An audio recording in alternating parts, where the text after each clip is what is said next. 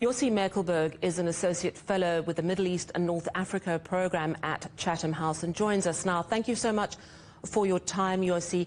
The Israeli government, it seems, is moving ever closer to an all-out offensive against Hezbollah in southern Lebanon. We have seen months of exchanges of fire between the two, but do you believe that Israel is now very close to essentially opening a second front militarily? Hello, thank you for having me.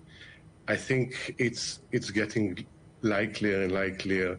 We see the escalation along the northern border for a while.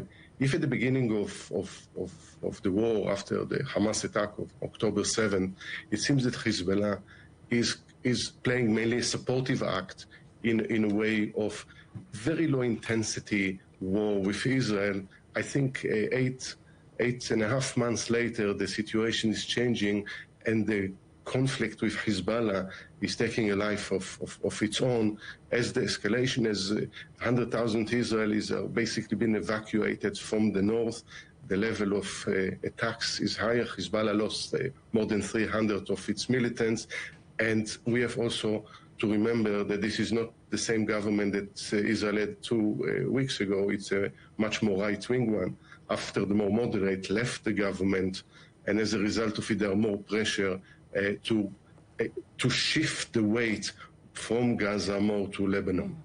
Do you think that Israel would be able to maintain offensives against Hezbollah in southern Lebanon and what it continues to do in Gaza? Is it militarily able to do that?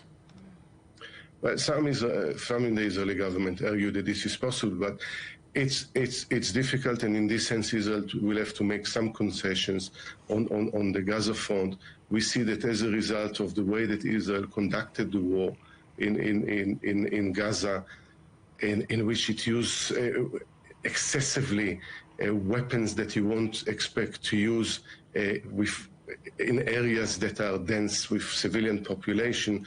The United States rethought supplying of some of the ammunition, exactly the ammunition that it probably will need in Lebanon. So they will need to see and square this circle. Can they hold this? And at the same time, not allowing enough humanitarian aid to go into Gaza, not to look for ending the conflict in Gaza, because as we see, there also been attempts of assassinating Hamas leaders in Gaza. You know, we've seen mounting pressure within Israel domestically to agree a ceasefire.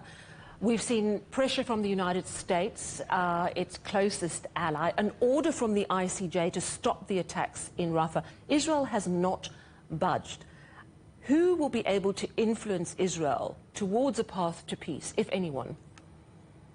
I think it's a combination. It's a combination of the United States as an external source of great influence in Israel. As I mentioned, they provide Israel with around 70% of their weapons, but at the same time also growing pressure from the inside.